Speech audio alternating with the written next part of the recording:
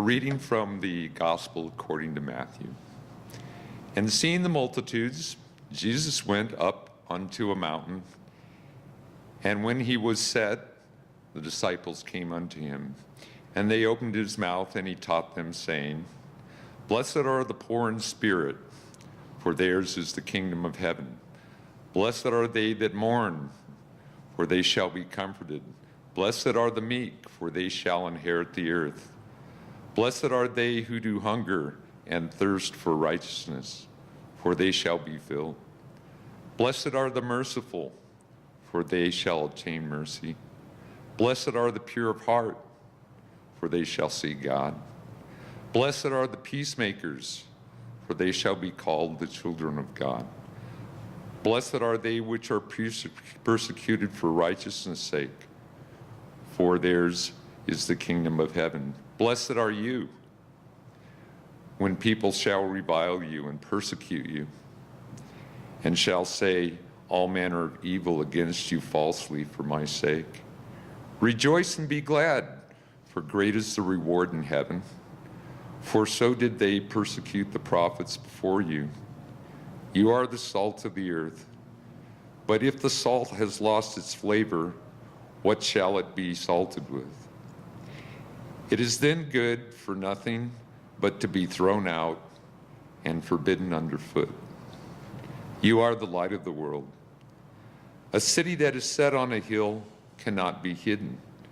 Neither does someone's light a candle and put it under a basket, but on a candlestick, that it may give light to all of them within the house. Let your light so shine, so that people may see your good works and glorify your Father in heaven.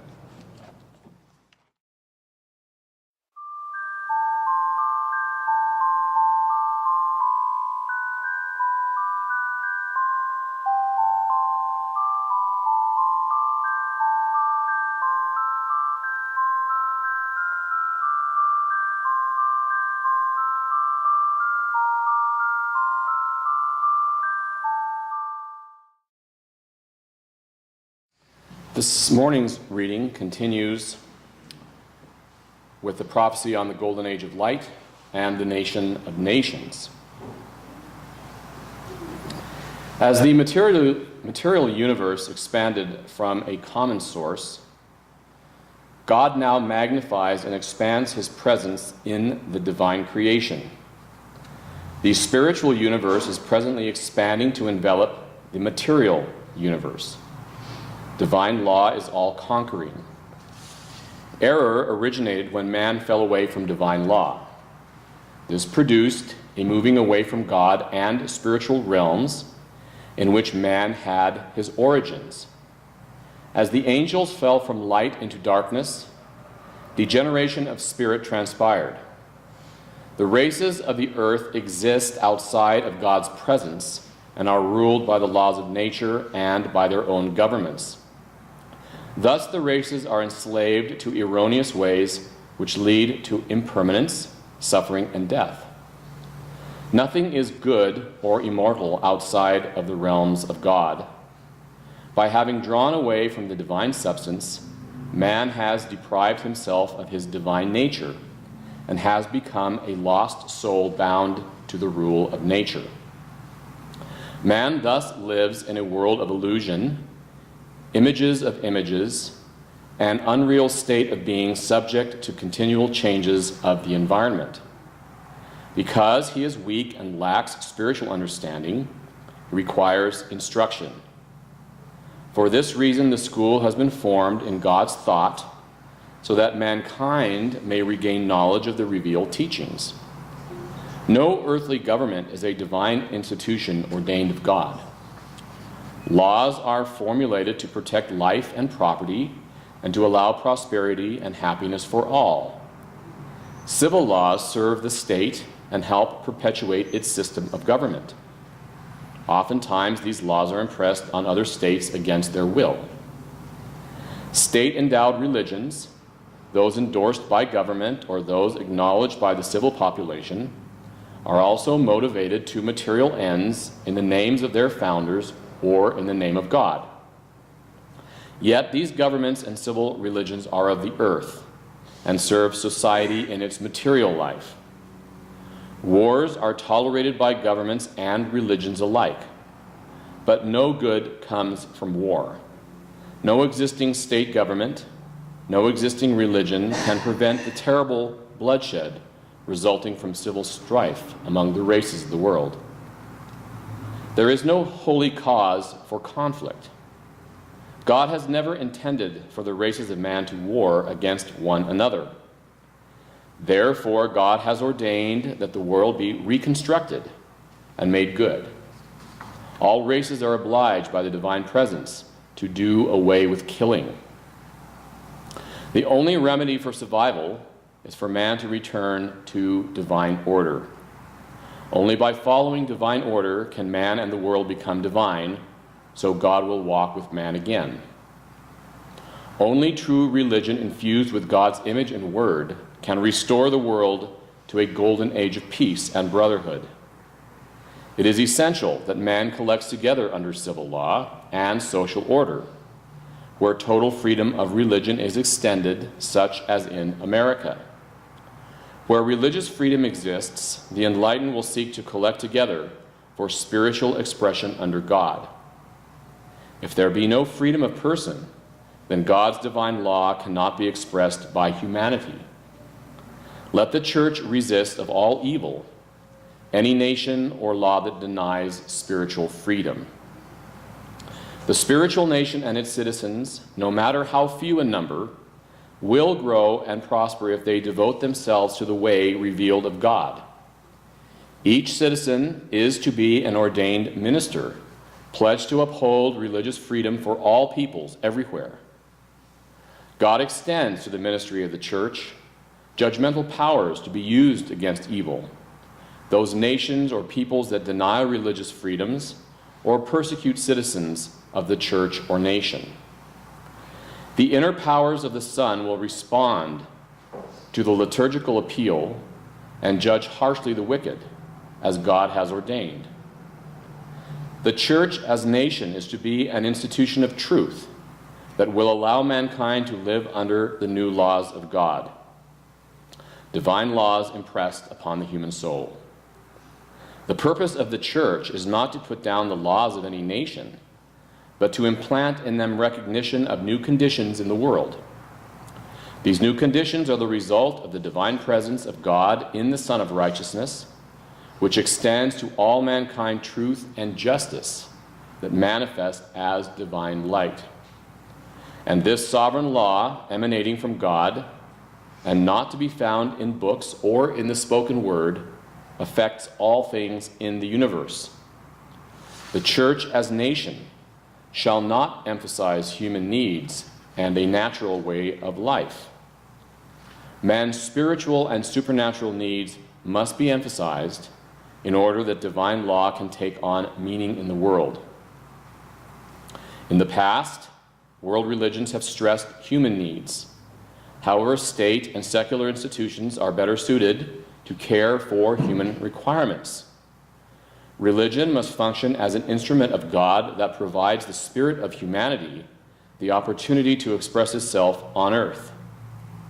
Only in this way can divine law dominate human life on earth. Man, therefore, must be enlightened, filled with divine reason, governed by the sovereign will of God who would change the world and transform man and nature into spirit. God loves those who are created in his image. Man must be returned to the original beauty of the world, as it was before man became separated from the divine order of the universe. Man, in league with the powers of darkness, has allowed his world to decay into a thing of ugliness. If man but return to God in this golden age of light and adhere to the way revealed, he can escape the coming judgment, the dissolution of all matter and human nature. Man must understand and accept God's infinite mercy and the grace and salvation he has extended. This acceptance will require the whole of man's being and his complete submission. It will not be by desire or need or intent that man's spirit will be reborn a living soul, able to commune with God in the image and the word, but by committing himself to truth and righteousness. If one be unified with God in the image and the word, exemplification of the way becomes a living sacrament. To benefit from God's truth manifest as the image of himself, humankind must live truth and demonstrate it in daily life. This is, of all undertakings, the most difficult human endeavor. Without God's help, it is impossible.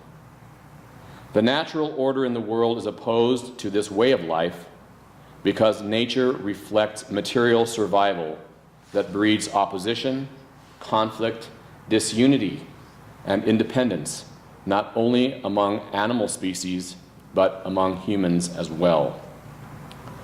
Individuals, their cultures, and nations are set against one another.